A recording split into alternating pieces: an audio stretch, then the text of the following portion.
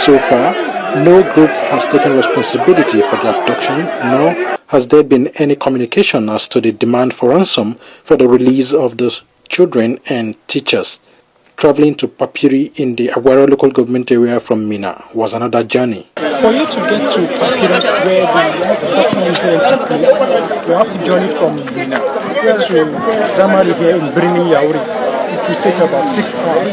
Then you cross over to Roya, and from Roya you take another vehicle. If you're going to Aguara, from Aguara to Papiri, it will take another 30 minutes. At the school, it was a sorry sight to behold at the premises of the St. Mary's Catholic Primary and Secondary School, Papiri, when parents and loved ones of the abducted 239 school children and 12 teachers staged a protest with a free flow of tears, lamentation, anguish, dashed hope and wailing that filled the air. Some parents who had 4 to 5 of their children abducted could not hold back tears to speak to the camera, but said they only imagine what the children who are between the ages of 6 and above are going through in the hands of the terrorists. Such a view was held by 35-year-old Samson Najaja, whose 15-year-old son was abducted. According to him,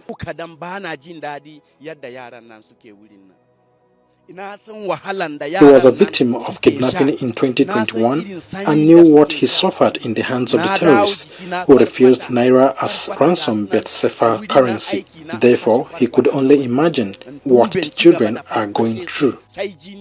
A teacher, Martha Matthias, whose husband was abducted along with the children, narrated how her 5-year-old daughter saved her from being abducted. When I took my baby, my daughter now wake up and saw them. She shouted.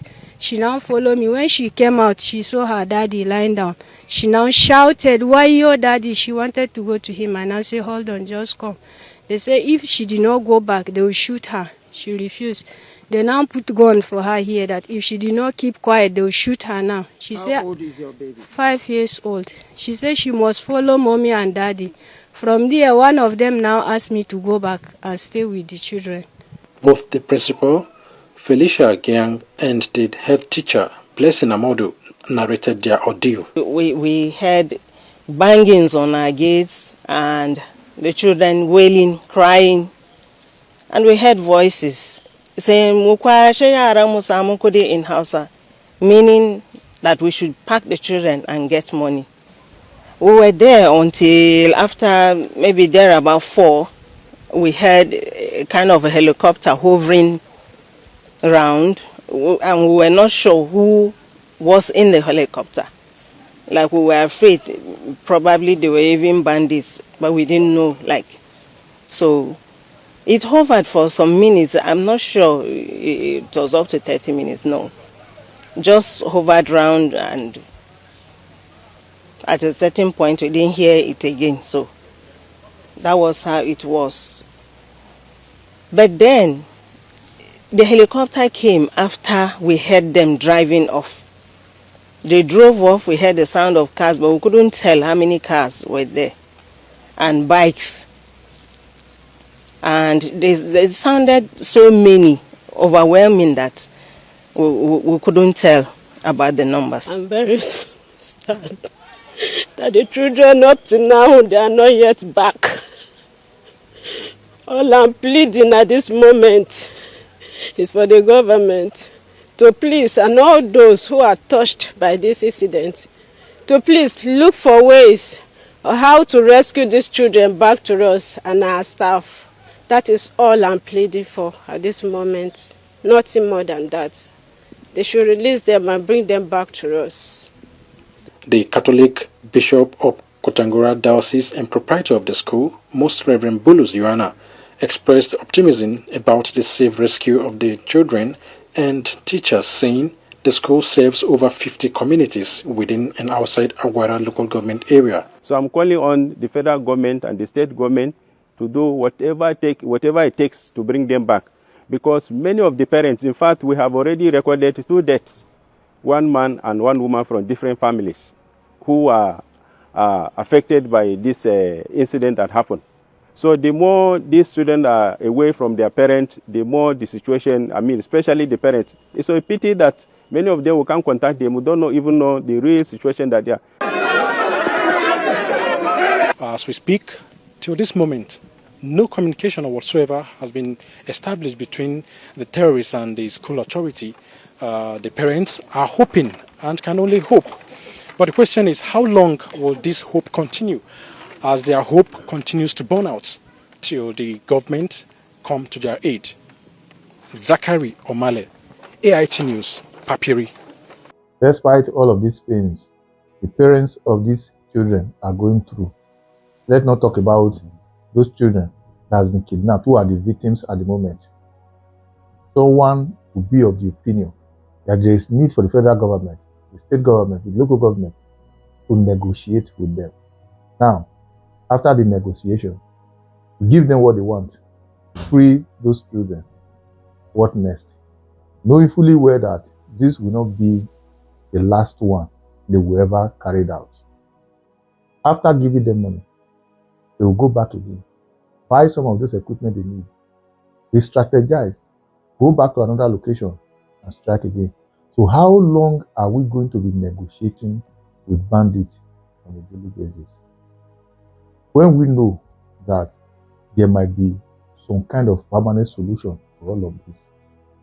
I've said it, federal government, state government, politicians, most especially the Northern Cabal, they know the problem.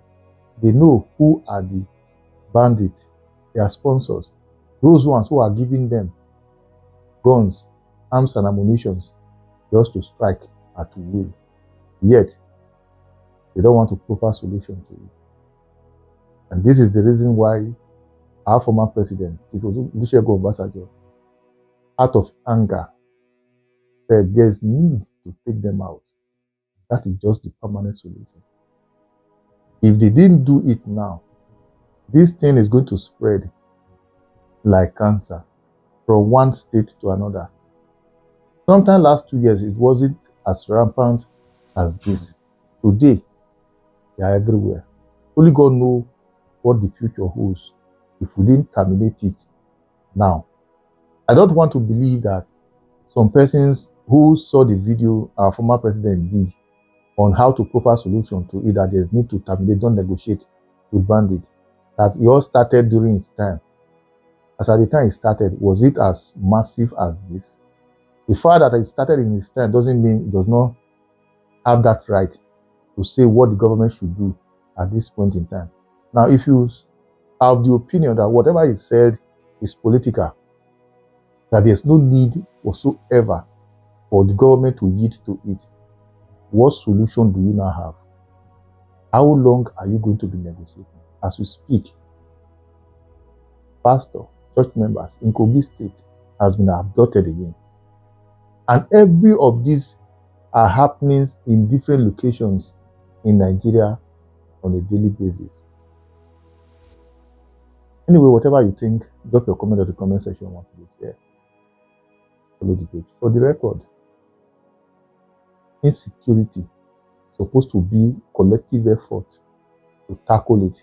But in our own case, we have some section of Nigerians who have the opinion that banditry should be treated like some issues that is not that serious.